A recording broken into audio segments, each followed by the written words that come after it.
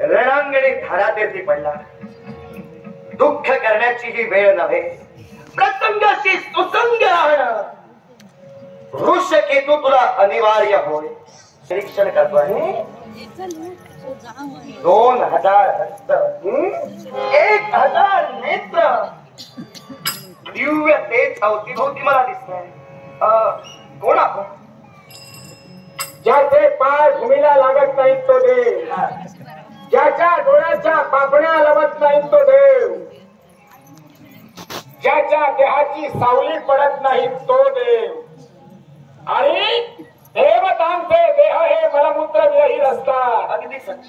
स्वर्गाधिपती 14 मनवंतर ज्याच्या ठाई आहे तो 14 मनवंतराचा अधिपती देवराज इंद्र तुमच्या समोर आहे. देवराज देवेंद्र महाराज, कर्ण पुत्र ऋषकेतू आपल्या चरणी विनम्र होतोय. आशीर्वचन भाग्य उंची बुद्धी होईल असा मंगल आशीर्वाद. देवराज देवेंद्र महाराज, भाग्य माझं उदयांजली आलं.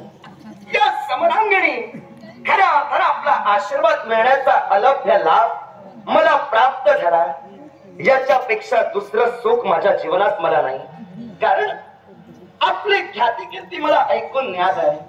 ऋग्वेदातील 19 सूक्तांपैकी केवळ 1/4 सूक्तात ज्या वेदांनी आपली ख्याती कीर्ती गायली गेली.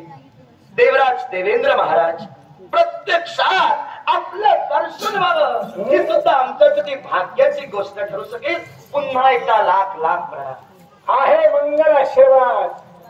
आश्चर्य वाटलं. याच्या मुळाशी कारण काय माहिती का? पांडवांचा यज्ञाश्व गरुड भुवनाचे नृपती राजे इंद्रभानू यांनी अडविला. यज्ञाश्वाच्या मुक्ततेसाठी आम्ही कार्यरत असताना समरांगणी आपण हे ऋषकेतू काय इंद्रभानू हा या विश्वातील माझा एकमेव भक्त आहे. आणि माझ्या भक्तासाठी ही माझी सारी पायपीड या भूमंडळावर चाललेली आहे. सारे प्रयत्न माझे मी करतोय.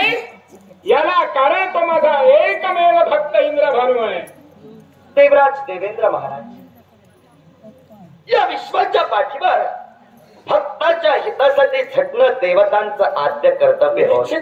देव या नात्यानं भक्तावर आलेला अरिष्ट दूर करण्यासाठी आज देवराज देवेंद्र महाराज या समरांगणी स्थित झाले असा आपल्या बोलण्याचा भावार्थ. निश्चितच. पण देवराज, आर्दवाची विनंती कर्णपुत्र ऋषकेतू आपल्याला अशी कोणती? पांडवांनी धर्म कार्याचं आयोजन केलं. या धर्म कार्यात आपला सहभाग पांडवांना मिळावा ही माझी प्रामाणिक अभिलाषा. आणि म्हणूनच आपण युद्ध न करता पांडवांचा यज्ञाश्व आमच्या स्वाधीन करून धर्म कार्यात आपण आम्हाला सहकार्य करावं ही माझी इच्छा. हे ऋषकेतू, काय देव तत्वाला मी केव्हाही डाग लावणार नाही. कारण मी माझ्या भक्तापासून जर दूर गेलो तर भक्ताने जो माझा महिमा आळवला ध्यान चिंतनी मला जे पूजलंय त्याचा काय उपयोग आहे. आणि म्हणूनच मी म्हणतोय इंद्रभानूचा कैवार घेऊन या रणभूमीवर मी उभारेन. अर्थात तुम्हा पांडवाला यज्ञाश्व केव्हाही मिळणार नाही. देवराज देवेंद्र महाराज, आपल्या मनाचा मनोनिर्धार ऋषकेतून आपल्या उघड्या कानानं ऐकला. आपल्या भक्ताचा कैवार घेऊन समरांगणी तुम्ही उभे राहिला.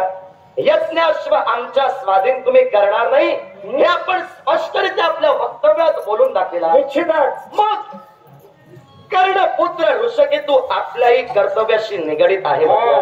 मी सुद्धा माझा मतप्रभाव कधी बदलणार नाही. तर तुम्ही तुमच्या भक्ताचा कैवार घेऊन पुढे जात असाल तर मी सुद्धा पांडव कटकाचा कैवार घेऊन आपल्याशी युद्ध.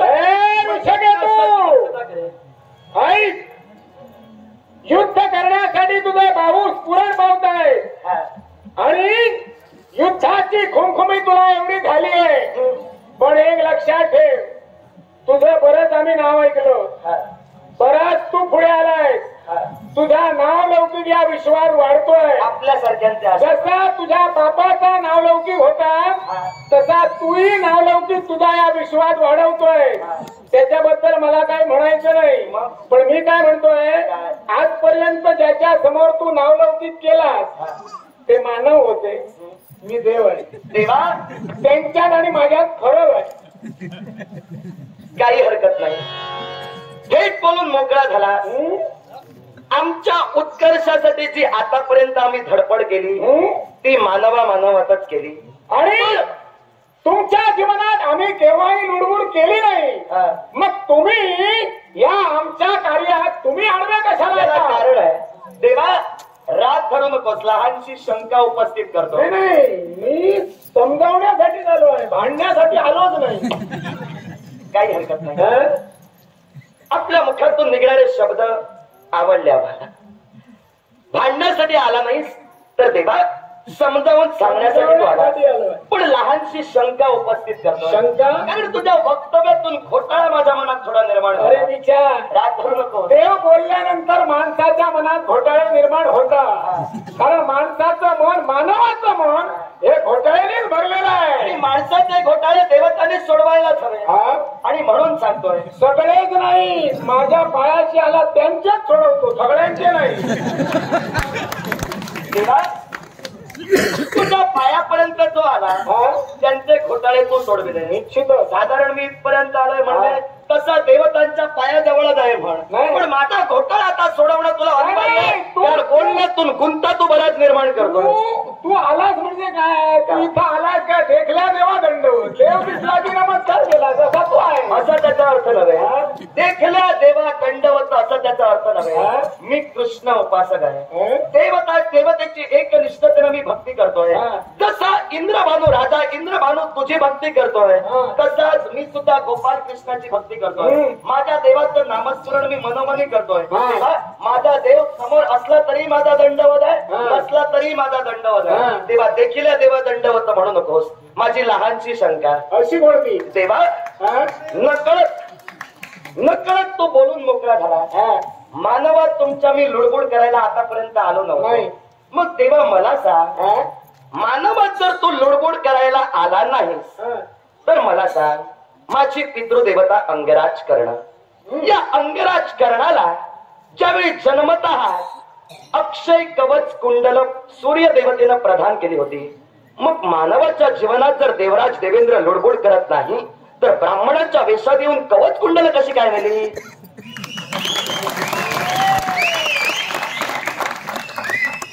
काही अंशी लुडबुड दिसली. शाबास. फिरून फिरून आलास, पण शेवटी जागेवर आला. जागेवरच राहणार आम्ही. मी जागा सोडणार नाही. बहुतांश देवा तुझ्या बरोबर आज पहिल्यांदाच बोलतोय. हा? देवराज देवेंद्राचं सानिध्य बहुतेक आज पहिल्यांदा लाभलं. त्यामुळे मनाला टोचेल असं काही बोललं तर अजूनही हात जोडून क्षमा मागतोय. पण लुडबुड करत नाही म्हटलं म्हणून सांगितलं. राग करू नको. मला टोचून बोलणारे जागोजागी आहे. मी टोचून कोणी बोललं म्हणजे मला राग येत नाही. मी माझं काम प्रामाणिकपणे करतोय. कारण 14 मन्वंतराचा अधिपती म्हणून देवताने जे माझ्या मागे कार्य सोपवलंय, हे दुसऱ्याची कितीही कुणी जरी टोचणी केली, मागे येणारा मी नव्हे. मी माझ्या कामाची प्रामाणिक आहे. मग देवा राहिला तुझा प्रश्न. माझ्या प्रश्नाचं समर्पक उत्तर दे. मानव जर तू लुडबुड करत नाहीस, मी तर थेट तुला सांगेन, माझी पितृदेवता मृत्यूच्या दाढेत गेली, याला जबाबदारच देवा तू. राग करू नकोस. कारण ती कवच कुंडल माझ्या पित्याकडे जर राहिली असती ना, माझ्या पित्याला कधी काळाची मृत्यूचं द्वार सताडुकडं झालं. तेव्हा तुझ्यामुळं मानवात लुडबुड केलीस म्हणूनच झालं. ऐक, तुझ्या बापाचा मृत्यूचं खापर तू माझ्या माथ्यावर फोडतोय. सरळ आहे. पण एक लक्षात ठेव, हे खोटं आहे का? अरे युद्धभूमीवर ज्यावेळी तुझा बाप उभा राहिला, हा. त्या 18 दिवसाच्या महाभारतीय युद्धापूर्वीच ब्राह्मणाच्या रूपात येऊन त्याच्या अंगावर असणारी, जन्मतःच अंगावर असणारी कवच आणि कुंडल या इंद्र देवतेने हस्तगत केली असं तू म्हणतोय. अगदी. एक लक्षात ठेव, काय? अरे माझ्या जर मनात आलं असतं आणि त्या कवच कुंडलाचा जर सदुपयोग झाला असता, तो कवच कुंडलाचा उपयोग जर दुरुपयोग म्हणून त्याने केला असता, तर तुझ्या पित्याला मी जन्मतःच मारला असता. याचं कारण लक्षात घे. अरे ज्यावेळी कुमारिका माता कुंती, आता हे सगळं तुम्हाला माहिती आहे, कारण कुमारिका मातेने प्रसवलेला, सूर्य मंत्राने अभिमंत्रित केलेला तुझा पिता अंगराज कर्ण, याचा ज्यावेळी जन्म झाला त्यावेळी त्या कुमारिका मातेनं त्याला जलात सोडला होता. जलदेवता ही माझी अंकित आहे, जलाची देवता माझ्या अधिपत्याखाली आहे. आणि जर का ती जलदेवता माझ्या अधिपत्याखाली असेल तर त्या जलात बुडवून त्याच वेळी मी त्याला मारला असता, पण मारला नाही. याला कारण आहे, अजान जीवाने या विश्वात जन्म घेतलाय आणि तो जन्म घेतलेला जीव अजान आहे, त्याला काही कळत नव्हतं. पण ज्यावेळी त्याचा अतिरेक झाला त्यावेळी त्याच्या अंगावर असणारी कवच आणि कुंडल मी हरण केली. याला दुसरंही कारण आहे, तो कर्ण मरावा म्हणून नाही, त्या कर्णाचा मृत्यू व्हावा आणि तुझा बाप तुझ्यापासून दूर जावा म्हणून मी ती कवच कुंडल हरण केली नाही. तर जन्मतः त्याच्या अंगावर असणारी कवच आणि कुंडल, या कवच आणि कुंडलात अमृताचा अंश होता. आणि हे अमृत फक्त आमच्या देवतांच्या सानिध्यात असतं. त्या अमृताचा दुरुपयोग होऊ नये आणि त्या अमृताच्या दुरुपयोगानं या विश्वात रणकंदन माजू नये. आणि म्हणून जोपर्यंत ती कवच कुंडला त्याच्या अंगावर होती तोपर्यंत तो अजिंक्य होता, तो अमर होता. आणि म्हणूनच त्याच्यावर असणारा तो अमृताचा अंश हरण करण्यासाठी ब्राह्मणाच्या रूपात जाऊन त्याची कवच कुंडले मी हरण केली. काय माझं चुकलं म्हणून ही लुडबुड केली? काही हरकत नाही. माझा संभ्रम एकच होता, तू म्हणालास मी मानवात लुडबुड करत नाही. देवा, दुसरी गोष्ट, तू थेट म्हणालास मी देवतांचा देव आणि गोपाल कृष्ण म्हणे मानवांचा देव. मला तुझ्या वक्तव्यात तू स्पष्ट केलंस.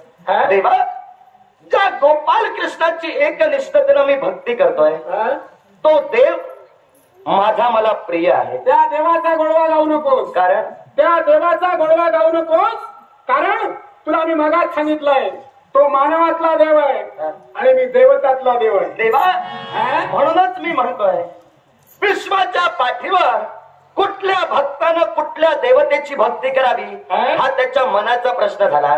इंद्रभानूला वाटलं इंद्र देवतेची भक्ती करावी, त्यानं तुमची भक्ती केली. आमच्या मनदेवतेनं आम्हाला ग्वाही दिली, आम्ही गोपाल कृष्णाची भक्ती केली. पण तुझ्या बोलण्यातून वाईट एकाच गोष्टीचं वाटलं. तेव्हा तू काय म्हणालास, मी देवतांचा देव आणि माझा देव मानवांचा देव. माझ्या बापाची कवच कुंडल तू घेऊन गेलास ब्राह्मण वेशात. ती कवच कुंडल जर राहिली असती तर माझ्या बापाला कोणी मारू शकलं नसतं. ती तू घेऊन गेलास म्हणून माझ्या बापाला मृत्यू आला. याचं जेवढं दुःख झालं नाही तेवढं या तुझ्या वाक्याचं झालं. कसं ते तुला सांगतोय. देवा, तो जर देवतांचा देव आणि माझा देव गोपाल कृष्ण जर मानवांचा देव, तर याच मानवांच्या देवानं तुझी फटफजिती केलेली आहे हे विसरू नकोस. देवा, तुझ्या गर्वाचं गर्वहरण याच मानवाच्या देवानं केलेलं आहे, विसरू नकोस. कोण? माझी फटफजिती तुझ्या देवानं केली, या गोपाल कृष्णाने केली. ऐकूया ऐकूया, गोपाल कृष्णानं माझी केलेली फटफजिती त्यांचा फक्त म्हणून तुझ्या तोंडून मला ऐकायची आहे. देवा, माझ्या देवानं तुझी केलेली फटफजिती मला तुला ज्ञात नाही असं म्हणायचं नाही, पण ज्यावरती तू कथित केलंस म्हणजे तुझ्या मनात किंचितता आता भीती वाटू लागली. हा आता काय बोलायला आणि काय सांगितलं बरोबर. म्हणूनच तू म्हणालास मला तुझ्या मुखातून ऐकायचं आहे. हे बघ, मी काहीतरी बोलणारा नव्हे. माझ्याकडे जो मुद्दा आहे त्यावर माझा विश्वास आहे आणि तो ठामपणे मी माझ्या वक्तव्यात सांगणार. तुझी फटफजिती केली हे सत्य आहे की नाही ते सांग. आता तू म्हणाला की माझं मन भित्र बनलंय, मी घाबरलोय. मी जर घाबरलो असतो तरी ते उभाच राहिलो नसतो. लक्षात ठेव. अरे हा देवतांचा राजा इंद्र किंवा कुणाला घाबरत नाही. विचार, तुझ्या बाल बुद्धीनं जेवढे वार माझ्या मनावर करायचे असतील तेवढे वार कर. ते वार झेलण्यासाठी मी सुसज्ज आहे. मग ऐक देवा, मी कुठल्या आधारावर बोललो हे मी तुला स्पष्ट करून सांगेन. माझा देव म्हणे मानवांचा देव आणि तू देवतांचा देव. विश्वाच्या पाठीवर 12 आदित्य, अष्टवसु, 11 रुद्र, देवेंद्र आणि प्रजापती अशा 33 कोट देवदेवता. पण माझ्या देवानं प्रत्यक्षात या देवाचं अस्तित्व आणि देवाचं देव पण साऱ्या मरत मानवांनी ग्राह्य मानलं. तो माझा देव मानवातील असून सुद्धा तुझी फटफजिती कशा रीतीनं करतो हे जर का मी तुला सांगावं तर ऐक देवा, याआधी माझ्याच गोपाल कृष्णाचे भक्त तुझ्या नावानं इंद्रोत्सव साजरा करत होते. याची तुला कल्पना असेल. पण माझा देव गोपाल कृष्ण यानं इंद्रोत्सव साजरा करत होते. नेमका कुठं केला ऐक आणि केव्हा केला याचं मला विस्तारित करून सांगशील तर जरा बरं होईल. विस्तारित पद्धतीने सांगतोय. देवा, ब्रिजवासी म्हणजे माझ्या देवाचे परम भक्त. हे ब्रिजवासी गोवर्धन पर्वतावर खऱ्या अर्थानं इंद्रोत्सव साजरा करत होते. पण माझ्या देवानं इंद्रोत्सव साजरा न करता गोपोत्सव कोणत्या रीतीनं साजरा केला जाईल याकडे नेत्र कटाक्ष वळविला. इंद्रोत्सव तुझा बंद केला आणि गोपोत्सव सारे ब्रिजवासी आनंदानं साजरा करू लागले. हे तुला पाहावलं नाही म्हणून तू काय केलंस, तुझा राग तुझ्या डोक्यापर्यंत गेला आणि म्हणून मेघ देवतेला तू आज्ञा केलीस. मेघ कडकडू लागले, पुष्कळाची वर्षा झाली. पण त्यावेळी त्या पावसाचा त्रास ब्रिजवासियांना होऊ लागला. म्हणून ब्रिजवासी गोपाल कृष्णाला शरण गेले. त्यावेळी गोपाल कृष्णानं काय केलं, गोवर्धन पर्वत आपल्या करंगळीवर उचलला आणि ब्रिजवासियांचं संरक्षण केलं. तुझी फटफजिती झाली तेव्हा तू काय केलंस, काय आहेत ती शस्त्रास्त्र गोळा केलीस आणि गोपाल कृष्णापर्यंत आलास. गोपाल कृष्णाशी युद्ध केलंस. तुझं काही चाले ना म्हणून गोपाल कृष्णाला शरण गेलास आणि त्यावेळी गोपाल कृष्णाला शरण गेल्या कारणानं गोपाल कृष्णानं देवा तुला अभयदान दिलं. मग मला सांग, मानवांच्या देवानं ही तुझी फटफजिती केली हे आता काही अंशी चालत होतास की बाजू मारत होतास? चांगली अगदी गोपाल कृष्णाचा कैवार घेऊन अगदी फिरवून अगदी गोष्ट अगदी चांगली रंगवून सांगितली. याला कारण होतं माझ्या देवाचा मला स्वाभिमान आहे. तसा इंद्र भानूचा तुला स्वाभिमान आहे. देवा मला सांगे सत्य की असत्य, म्हणजे त्याच्यातर्फे माझं गर्वहरण झालं असं तुला म्हणायचं आहे. गर्वहरणच झालं. देव असून सुद्धा मानवाच्या देवानं तुझं गर्वहरण केलं. माझं गर्वहरण कुठेही झालं नाही. उलट त्यानं ज्या वेळी या भूमंडळावर जन्म घेतला त्यावेळी मी त्याला सहाय्य केलेलं आहे. अरे मला सांग, स्वर्गात तुझा देव येतो काय आणि माझ्याकडे पारिजातक मागतो काय? मला सांग, या भूमंडळावर एखाद्या बायकोनं आपल्या नवऱ्याकडे जर एखादी वस्तू मागितली आणि नवऱ्यानं त्याला ती आणून दिली तर तो बायकोच्या आहारी गेला असं म्हटलं जातं. ते सांगू नको. म्हटलं जातं की मला ते सांगू नको. देवा तुझी फटफजिती झाली की नाही तेवढं सांग. किंवा नाही देवा, माझा प्रश्न एकच आहे. मानवांचा देव म्हणून जर माझ्या देवाला तू हिणवतोयस आणि तू देवतांचा देव म्हणतोय तर देवतांच्या देवाला मानवांच्या देवांनीच गर्व मी काय हे तुला सांगतोय. पारिजातक त्याला मी दिला. पारिजातक घेऊन तो खाली आला. कारण हे तुला सगळं ठाऊक नसेल कदाचित म्हणून तुला सांगतोय. तो पारिजातक घेऊन खाली आला. सत्यभामेसाठी त्याने पारिजातक आणला, लावला सत्यभामेच्या दारी आणि फुलं पडली त्या रुक्मिणीच्या दारी. म्हणजे याचा अर्थ काय, त्या बायकांवरही त्याचा विश्वास नाही. एकाच्या अंगणात फुलं हसरी गोड आणि दुसऱ्याच्या कपाळी झाडाचं खोड. अरे असा हा तुझा देव. त्या देवाला स्वतःच्या बायकोची बायको कळली नाही. तू म्हणतोय त्याने माझं गर्वहरण केलं. माझ्या देवानं आपल्या बायकोसाठी मी काय केलं हे मला माहित असेल किंवा नसेल हा प्रश्न निरुत्तर आपण ठेवूया. पण तू काय म्हणालास तेव्हा तू थेट तुझ्या वक्तव्यात सांगितलंस ऋषकेतू तुझा देव मानवातला देव आणि मी देवतांचा देव. मग मानवांच्या देवानं तुझं गर्वहरण केलं की नाही, होय किंवा नाही एवढं सांग, मग पुढे जाऊया. अरे अजून तू लहान आहे. मी गोपाळ कृष्णानं माझं गर्वहरण केलं असं तू आताच बोलला. गर्वहरण केलं ना. आता तुला नेमक्या कुठल्या भाषेत मी सांगू? बोध पल्लवी वापरू, नेत्र पल्लवी वापरू की कर पल्लवी वापरू? मला समजेल अशी भाषा वापरायची. तुला समजेल अशी. लहान मुलाला ही सगळी भाषा या सगळ्याच भाषेला समजावलं जातं. ऐक, माझं गर्वहरण झालेलं नाही. माझं गर्वहरण झालेलं नाही, कारण माझं गर्वहरण करणारा या विश्वातील जर तो तुझा देव असेल तर ऐक, मी ते का केलं? जगाच्या दृष्टिकोनात आलं की देवेंद्राचं गर्वहरण झालं आणि देवेंद्र ज्यानं श्रीकृष्णाचे पाय धरले. पण मी हे का केलं याचं उत्तर मी तुला देतोय. ऐक, त्रेतायुगाची वेळ होती.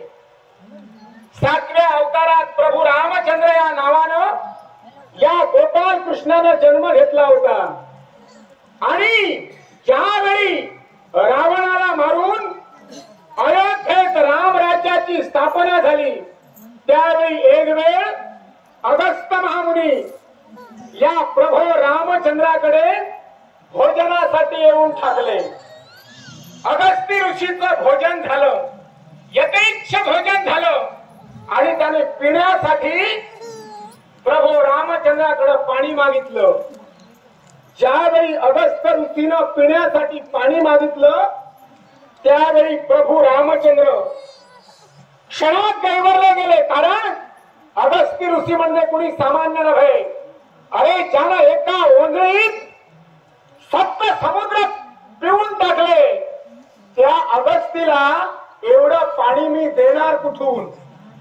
ही गोष्ट त्यांच्या ध्यानी येता क्षणी त्यांनी अगस्त्य ऋषीला सांगितलं की हे ऋषीवर्या, तुझी गरज आणि तुझी तहान या जन्मात नाही तर या अवतारात नाही, तर ज्यावेळी मी कृष्ण म्हणून अवतार घेईन त्या 8व्या अवतारात मी तुझी तहान भागवीन. गोकुळवासी एकत्र जमा झाले. गोकुळवासियांनी इंद्राची पूजा बंद केली आणि गोवर्धन पूजा सुरू केली. गोवर्धन पूजा सुरू केल्याबरोबर प्रमाती नावाचा एक मेघ, त्या प्रमाती नावाच्या मेघाला मी आज्ञा केली, हे मेघराज जा, गोकुळवासी माझी अवहेलना करताय, इंद्रोत्सव बंद करून गोवर्धनाची पूजा करताय, जा. हत्तीच्या सोंडेसारखा त्यावेळी पाऊस पडत होता. गोपाळ कृष्णानं आपल्या नखाग्रावर गोवर्धन पर्वत उचलून धरला होता.